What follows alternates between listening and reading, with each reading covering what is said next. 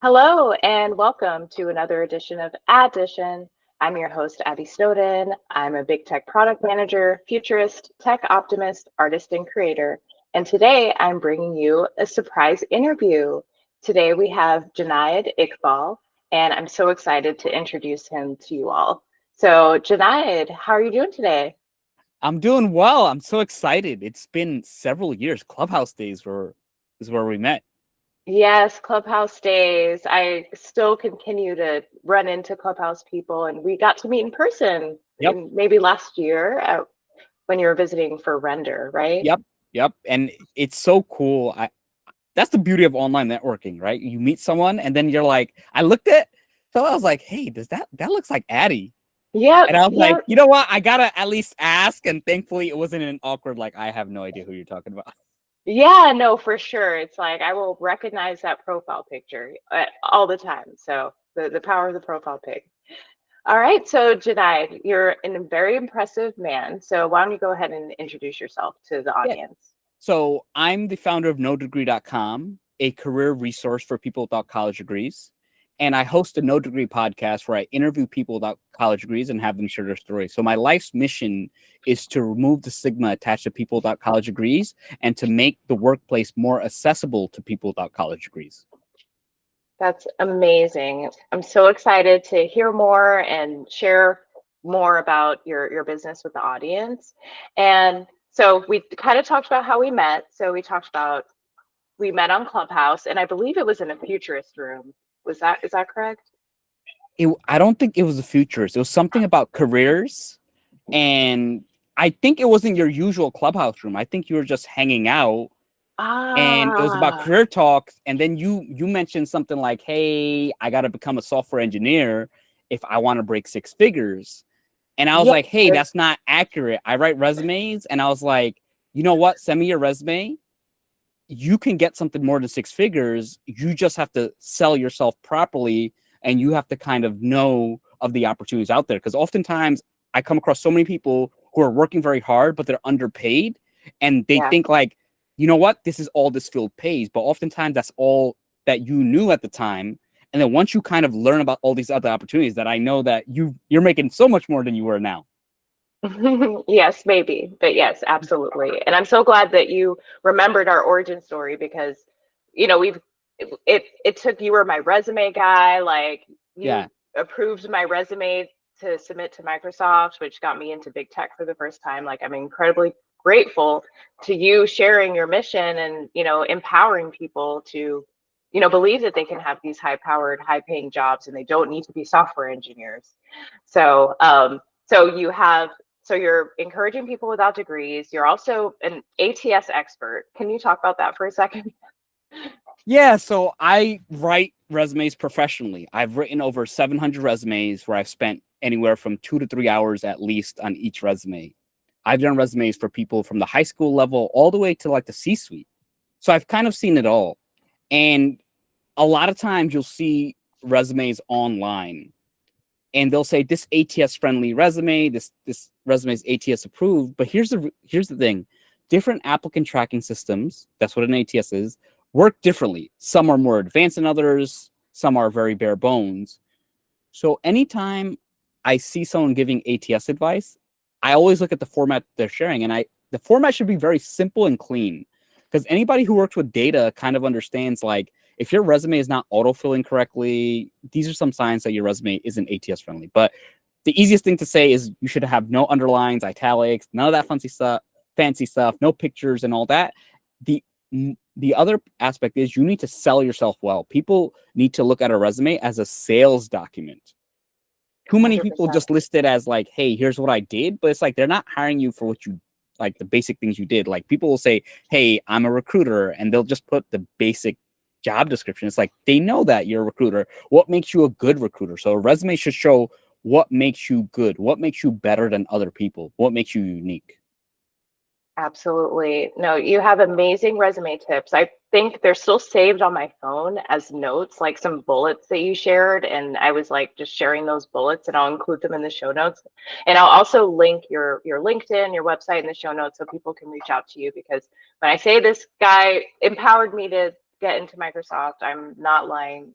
It's super true. I still use your resume format, and I help others with your resume format as well, which is amazing. Okay, so that being said, so you have a podcast. You encourage people without degrees and are working to change the system and reduce the stigma of people without degrees. But you have a degree. You have multiple degrees. So we have to talk about your educational background and your career story, because that's one thing that we bonded over because we're both mathematicians. Yeah. So unfortunately, I have a master in actuarial science from Columbia University. And it feeds into Unfortunately. yeah, it's just like if I were to do it, I would do it very differently. Like, I'm an immigrant, and so immigrant parents and Ivy League degrees, it's just one of those things that I really got it for my parents. It wasn't necessarily for myself to make them happy, but they're still not happy. So it's one of those things that if you're ever getting a degree for your parents, uh, the type of parents that like that, there's always someone who's a doctor, better degree, who has a PhD. So you have to make sure that if you're ever pursuing education, I'm not anti-education. I just think that people have to make the decision that is right for them. And when I went to Columbia, this is something that a lot of people don't talk about. A lot of the people who go to the Ivy League schools, like 80% of them came from very wealthy backgrounds. I think if you look at the stats, and even for regular schools, 60% of people come from middle-class backgrounds or higher, because you need that support system. College is tough. If you have to pay rent, you have to do all that. The people who tend to do the best are the people who they can just study all the time. They can just focus. They can participate on campus, not the people who have to like work 40 hours a week.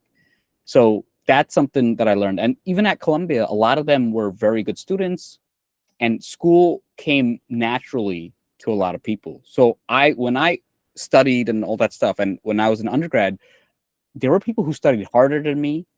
They studied more than me, but I did better than them. Because why? I was just a better student. But that doesn't mean that there weren't other areas that would take me longer. Like, if you asked me to pick up drawing or something creative, I'm not as good as that, and it would take me much longer. So I think like everybody needs to be judged differently, because some people are good in the classroom, some people are good at creativity, some people are good at projects, some people are good at other things. And just because someone's not good in the classroom does not mean they're not going to be great at work. Absolutely. I was just getting my hair done and talking to my hairstylist about people who are coming in straight out of hair school and think that they're qualified because they have their certification. And she said something very profound. A certification just means you finish something. That's all a degree means. It just means you finish something. It doesn't say anything about your tenacity. It doesn't say anything about how you finished it. I also went to an Ivy League school. A lot of people had full-time tutors. There's a whole system on how to get the degree and a certain GPA that you have. Yeah, and a lot of people don't talk about the tutors. These tutors are like $100 to $300 an hour. And I don't know about you, but I could not afford $100 to $300 an hour. My parents could not afford that. And I was actually talking to someone, and he mentioned that there was a college coach in their area who's really good, but she charges $55,000 upfront, like, to work with her. So it's like, it's inaccessible for a lot of people. And that's why I respect anybody who doesn't come from a privileged background who gets into Ivy League. Like, you have to work 10 times harder, right? You did not have the coaches or the support system. So I'm all about like, hey, not everyone has access to these things, because it's much tougher to go back to school in your later age. So there should be more ways for people to break into careers that don't necessarily require college. And now more than ever, there's so many online classes, there are boot camps, mentorship. So there are so many more ways to break in. And in my opinion, they're just as valid as any other way. 100%. And we're going to get into that in a minute. More, because I really want to hear more about how, your message for people without degrees, how to get, the high-powered six-figure job. So I have another question about your education. So you chose actuarial science for your master's. Yeah. Did you work as an actuary at any point? Yeah, I worked as an actuary for like, I was technically an actuarial assistant. You're not officially an actuary till you pass 5 exams. Yeah. So around 2010 to like 2015, 2016, maybe even 2017, if you looked at the top jobs, actuary was always like number one. It was always on the top 5, top 10 list. And I'm going to tell you, these lists are very deceiving because a lot of the journalists who make these lists, all they do is Google other things and they Google other resources. But these lists are not made by actual career experts who see it, because I'm going to tell you why it's not a good career. I actually don't tell people to become actuaries. I tell people to become data scientists or software engineers instead, because to be an actuary, you have to pass, if you want to be a full-fledged actuary, it's about 8 exams. Each exam can take anywhere from 100 to 300 hours worth of studying, and the later exams take 300 to 500 hours of studying. So if you're a super genius, maybe you could pass them with like 500 hours of studying, all of them, but that's a super genius. For most people, you'll take between all the exams, like 1,000 to 2,000 plus hours throughout your career to pass all of them. And it could take 5 to 8 years after work. Now, imagine you're putting those 2,000 hours into data science or software engineer. You're going to be a very good software engineer or data scientist, and you're going to make a lot of money. Like, I know people who passed all their exams and they're making like 130 to 160. Now, while that's a great salary, if you put that time to data science, you're going to make double, triple, or even quadruple that amount.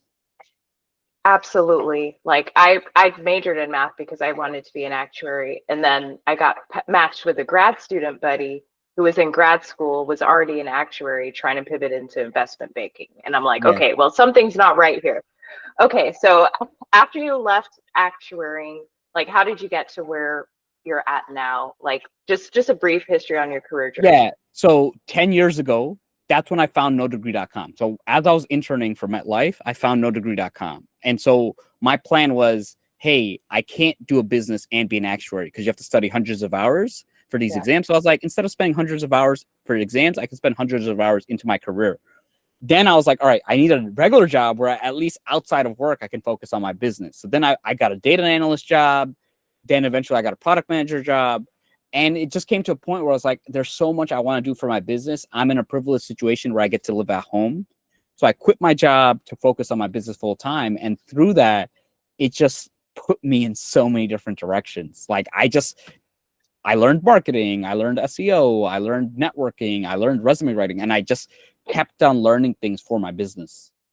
Yeah, and it shows. I was checking out your website recently, and I mean, it is top notch, top of the line. Like, it's, I just love how you set it up, and I've also seen the growth over the, past 4 or 5 years. So, you kind of briefly talked about No Degree, but what would you like people to know on this podcast about No Degree, and also why this is deeply important to you? Yeah, just because I come across people all the time, and job seeking, you've been through it yourself. It's tough, right? Getting that So first hard.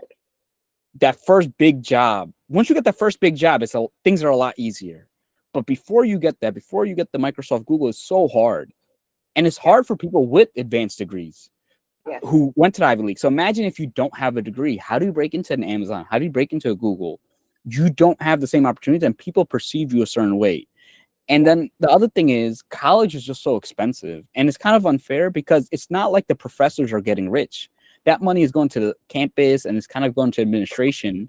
So for me, I think people should be judged based on who they are, not just on where'd you go to school, what was your GPA, and what'd you do. I think I come across so many brilliant people who did not go to school, but they still value education and learning.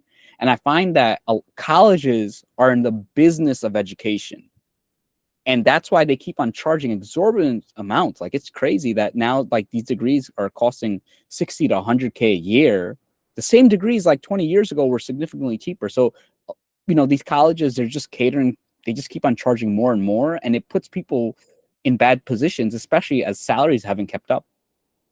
Absolutely. I mean, student loans are, people say student loans are why millennials or even Gen Z are delaying life stages and, holding people back financially. So I'm glad that you have made this your platform and have stand by it. It's really amazing. So how about we get into some advice? You mentioned about how hard it is to be a job seeker. I mean, every day I get a message from someone who's like, oh my gosh, I just got laid off. Like, can I can I talk to you about Google? And I'm like, that's, I'm like, I can submit you for a referral, but it's hard out here. You know, Yeah. it's really, so what advice would you give to these job seekers? So first, someone should not be reaching out to you when they get laid off. They should build a relationship well before they get laid off, because so many job seekers, and I interact, I've done over 100 resumes for free. A lot of job seekers are transactional, and you probably helped a lot of people for free. And I've seen this happen way too many times. Like, people will get their job and they'll never talk to you again. And I've had instances where I've helped people for free. And then when I reach out, because I'm like, hey, I know someone else, can I give you, they want an intro to you, they don't answer. So if enough people get burned, that people start being protective of their networks, in that, yeah, you could submit the referral, but you look, I've gotten referrals to Google for my friends, and she said it's so tough out here that she will message the hiring manager with the Google email and still not get a response. So it's one of those things that, a referral is only the baseline at a big company like Google. At smaller companies and startups, you'll go far. So what I say is, you always have to make sure you're ready for opportunity. Because here's the thing about opportunity. It's not going to be like, hey, Addy, opportunity is going to knock on your door on August 15th. Make sure you're ready. What's going to happen is you're going to get caught off guard, and you have to be ready. So I always tell people, have your achievements ready. Make sure you know what you want to do in your career. Make sure you're at least somewhat interview ready, that you're not going to have to wait a week to push back this opportunity. So I say, make sure you do your research of, what you want for your resume. And you have to think ahead. Like, I did a resume for a CFO, and she said, I'm not looking for opportunity for 2 years, but I want to be ready in case something comes in handy. And then she mentioned how she was talking to me, and she said she got a promotion at her company, and she said they looked at her LinkedIn profile, but since she was ready. So I tell people, you have to be ready. You have to plan your career 2, 3, 4, 5 years ahead. And the relationships you build, they take time to nurture. Like, my friend who gives me referrals at Google, I helped her get the job at Google, and I knew her a year before she got the job. And anytime she asked me for things, I was there supporting her. I met her in person. I've helped her husband. So it's one of those things, you really have to nurture and build your network so that you can get these opportunities. Because again, when times get hard, you also don't want to be the person that just tells your boss, hey, I have a referral. You have a limited amount of social capital, that you want to make sure that if you're putting your name out there, that you're not just attaching it to anyone. You're attaching it to someone that you know and trust, and that's going to make you look good. Absolutely. That's excellent advice. Relationships take so long to build, and transactional referrals don't feel good to anybody. So I'm glad that you highlighted that. So what about a job seeker, like your typical no degree audience? Maybe they're a retail store manager and they want to break into tech, or they want to, get a corporate desk job. Like, what advice, how does your advice differ? So here's the thing. So I'm going to push back a little. You said typical no degree person. So I want to say that there's no typical no degree person, because like, people think like, what's your advice to job seekers? And I tell people it varies, because there are people in retail who are good in sales. There are people who work in operations. There are people who work in customer support. There are people who work with some technical support. So first you have to realize, what experience do I have? And what does that experience go to? So there's some people in retail, they can move on to sales, and then you can look into tech sales. Now, if I'm in retail and I want to break into sales, I'm going to look into a tech sales company that sells retail solutions to retail stores, that sells tech solutions to retail stores. And that's one way in, because when you're breaking in and you're a career transition, a lot of people want to throw their background away. But the fact is, you don't have to throw your background away, and you don't have to start from zero. That since you've worked in retail and you know these customers, you know who to talk to, you know who to do outreach to, you know their language, you can reach out. So first, if you're going down the sales route, try to see some solution that works with that. Then there's the other aspect of marketing. Now it's like, hey, okay, you want to work in marketing. Maybe you're a company that helps a consumer product market. Maybe you're a company that helps small stores market. That's another way. Now, customer support, you can use that to get into customer success. And customer success is a hybrid of customer service and sales, where you have to deal with upselling. And again, sometimes in those tech companies that have these solutions for these retail companies, you can work in customer success. Then there's the more technical stuff. that you may want to get into help desk. That's one of the easier ways. And I just realized that a lot of people keep these jobs for 6 months to a year before they upskill.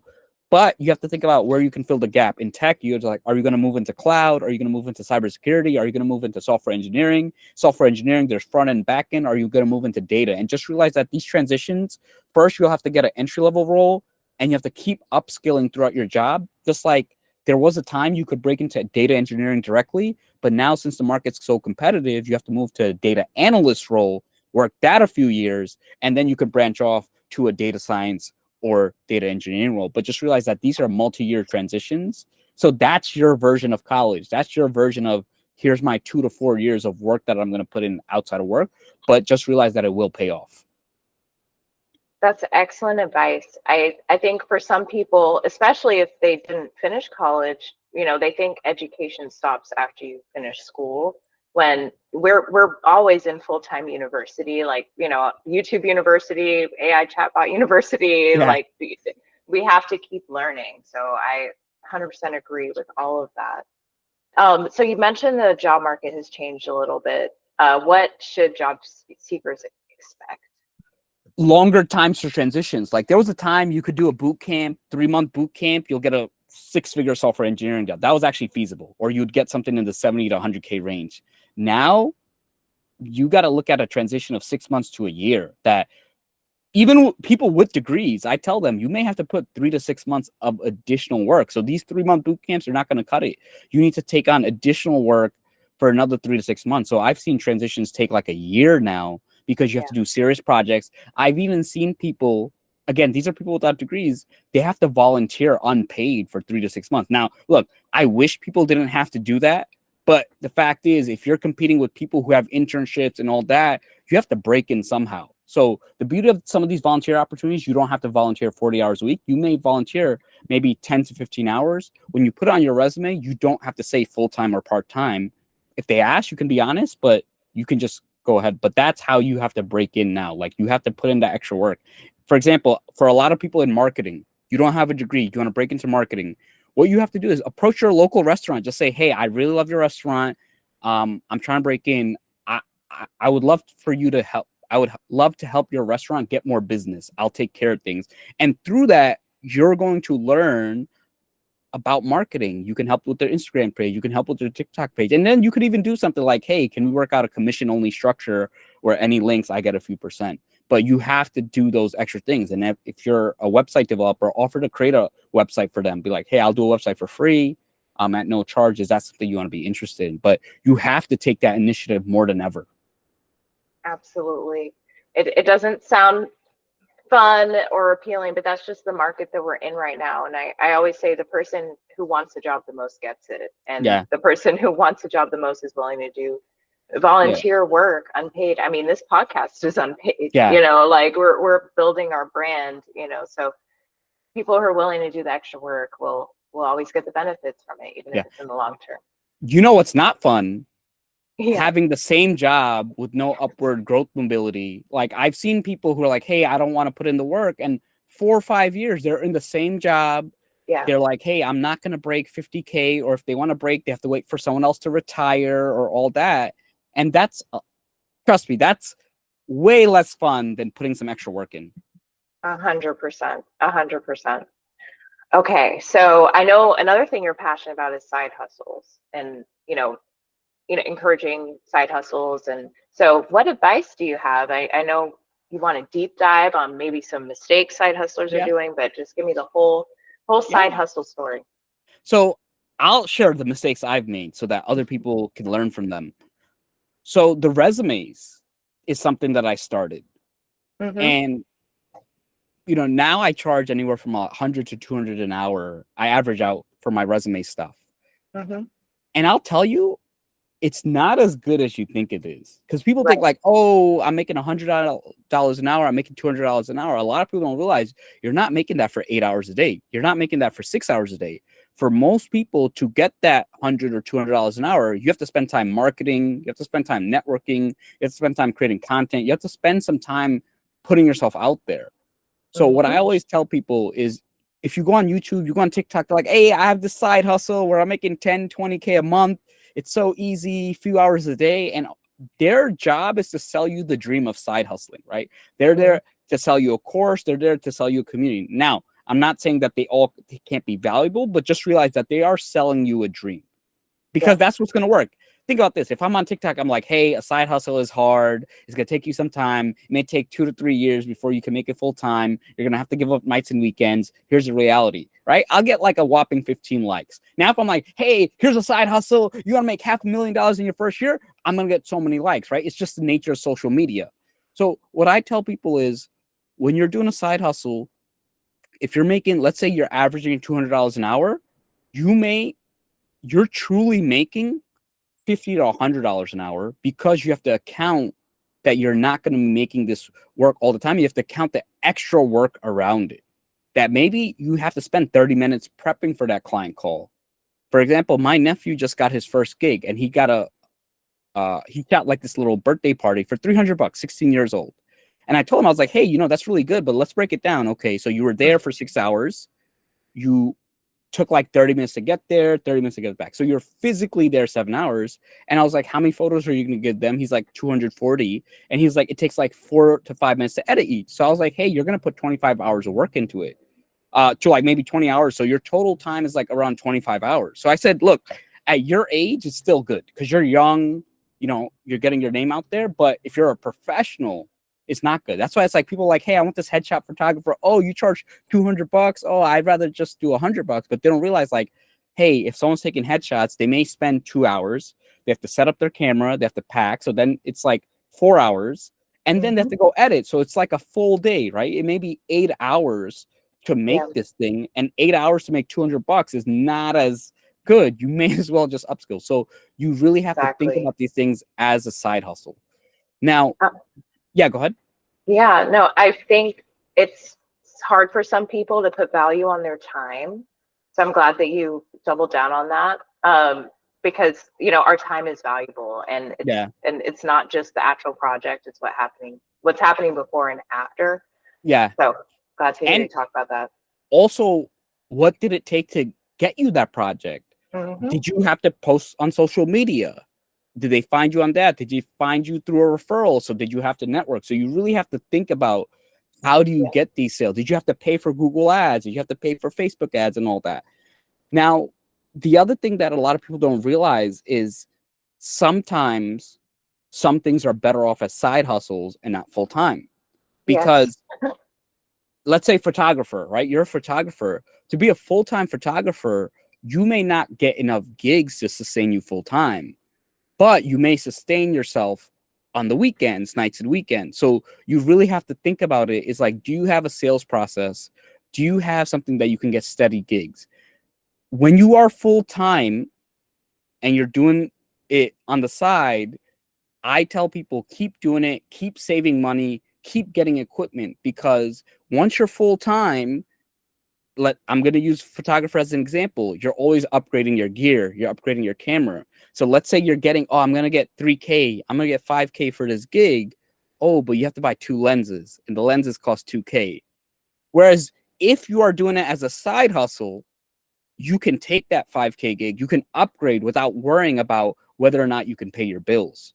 So what I always tell people, when you're working on a side hustle, make sure that you spend your time pumping money back into the business, upgrading yourself, saving. What I had wished I'd done, I quit my job in August of 2018. That's 6 years ago. Oh, wow. I didn't make money for 15 months. Wow. I was like helping people move. I was doing all types of odd stuff to sort of make money. And I got into a little debt because of that. I started making money in 2019 in November. I did my first paid resume, and it's because I was networking with someone on LinkedIn who told me. And then I started doing resumes, and I started at 300. No, I started at like 100. Then I went to like 200. I quickly went to 297, and I was spending about 4 to 5 hours with people, sometimes even 6 hours. And then I raised my prices. I got it to 450. I got it to 500. I got it to 600. 800. Now for most people, I'm like 700 to 1200 for 5 to 6 hours.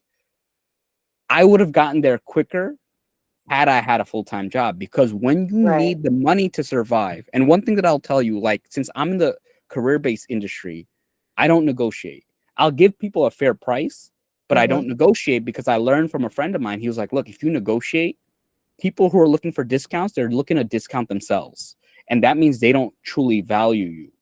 And especially when it comes to careers, and I've seen it, like the people who look for discounts, they're the ones who are like, not well, they think they're going to get a magic bullet. And while I help people, like I helped you with your resume, but I didn't interview for you. I gave you the guidance, but you showed up, you prepped, you wowed them, right? So I am a catalyst, but I'm not doing everything. I can't handhold someone throughout the process. So, so since I depended on the money, there were times like I wanted to charge more, but I was like, I don't want to lose the deal because I need this money to survive.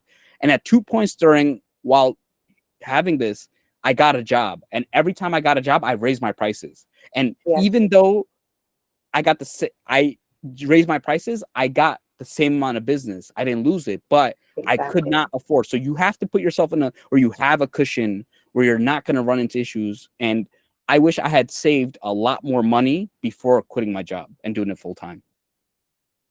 Yeah, well, that's a really powerful story, and a story more people need to hear. As you mentioned, people are just sharing stuff on Instagram and TikTok to get views and engagement. They don't care.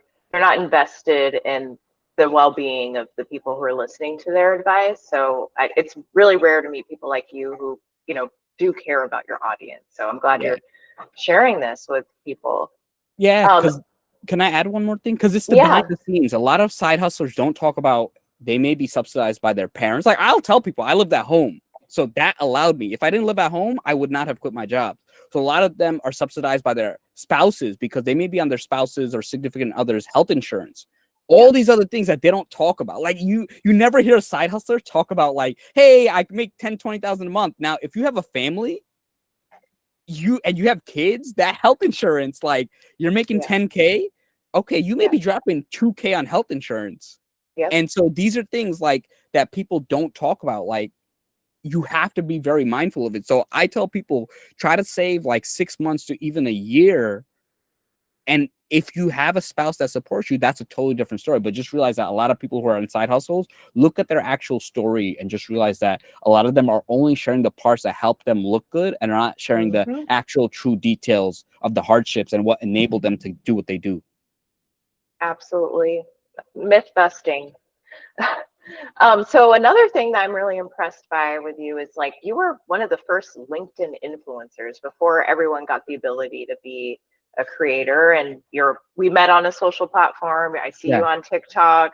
Like you're fully dived into the marketing. So I'd love to talk about how that has been for you getting into social. What you've mentioned, you learned a lot about marketing over the years. So what's it like being a creator influencer? Yeah. So creator is tough. Let me tell you, these platforms are not your friends. They can help you, but just realize that these platforms are always changing. What I would tell people is if you're going to grow on a platform, think about what platform makes sense. So when I grew, I chose LinkedIn because I was like, hey, at the time, Instagram, this was 2019. Instagram algorithm changed. It was kind of changing. TikTok was like, I don't even know. That was super early stages. I think probably Musically at that time.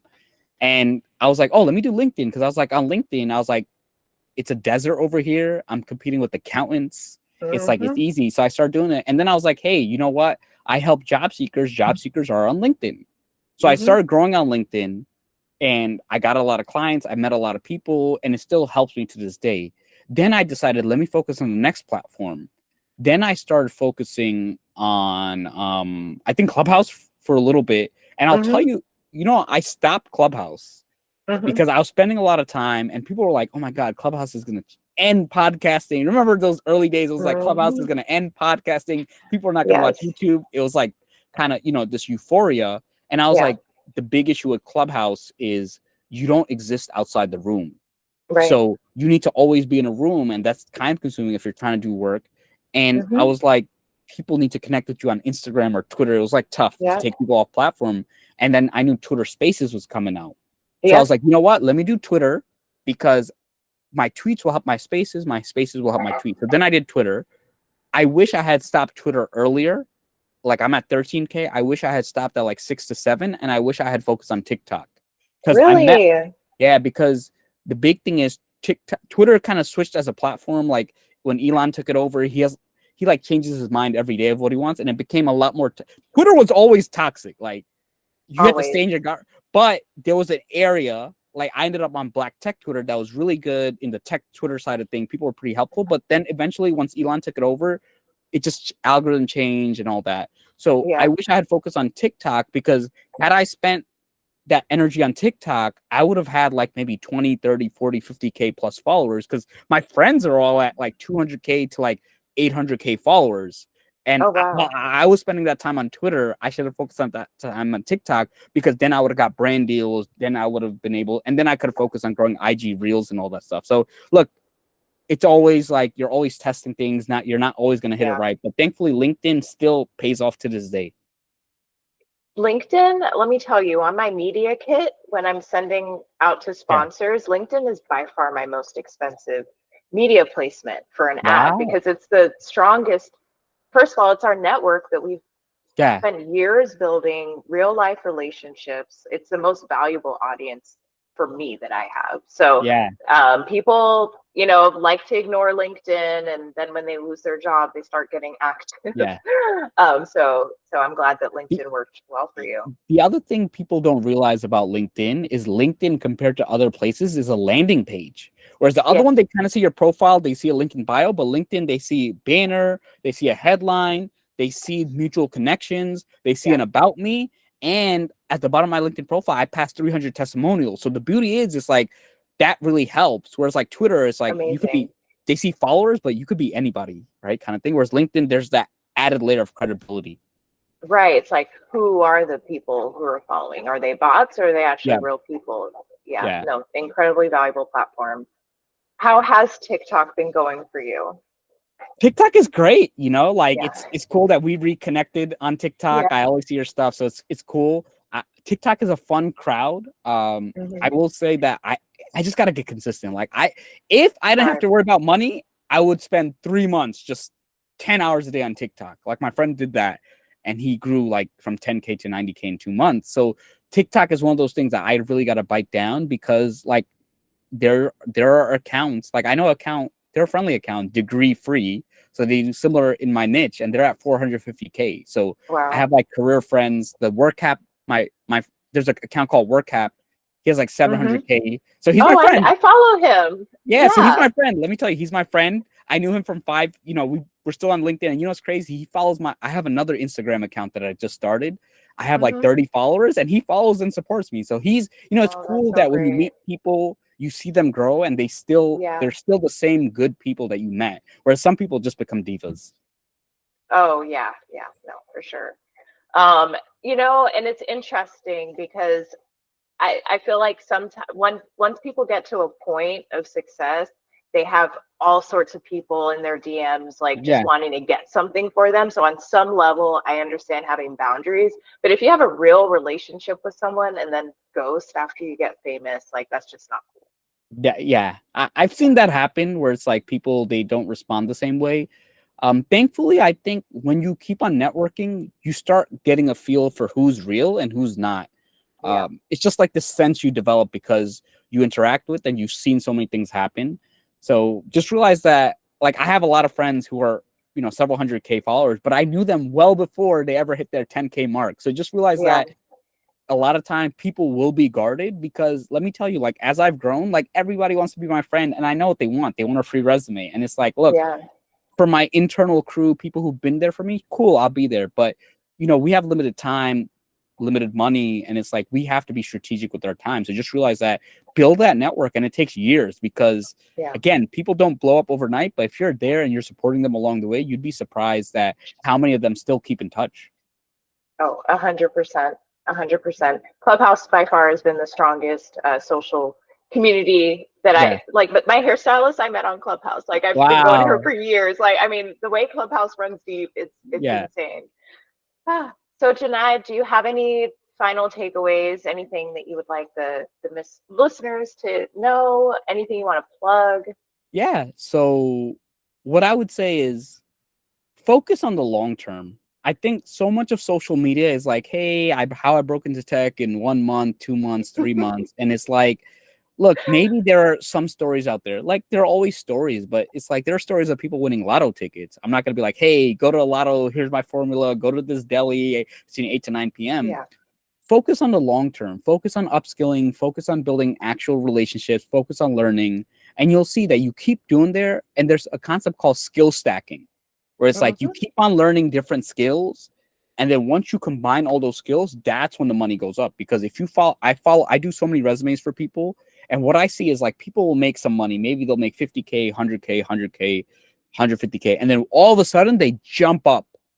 But it's because of all their years of experience, all their skills, their network, everything comes together. So just realize that it takes time for everything to come together, but it does pay off. Like I've seen people get jumps of 200, 300, 400, 500K in a short amount of time, but it took them 10 years to get to that point. It took them 20 years to get to that point. And I want to plug in the No Degree podcast. So if anybody wants to check it out, I have over 200 episodes where I've interviewed a lot of people from all different types of backgrounds and, Amazon employees, Microsoft, Google, all the fun stuff. Amazing. Love your message. It takes 10 years for an overnight success. People tell us that all the time, but you put it so eloquently. And No Degree podcast, definitely go check it out and listen. Jonaed, thank you so much. This was so serendipitous. Like, thanks for popping in my live and showing support. I really appreciate it. You've been incredibly supportive and happy to give it right back. So yeah, we'll be in touch, and I hope you have a great rest of your night. Thanks for coming on. Thank you. Bye.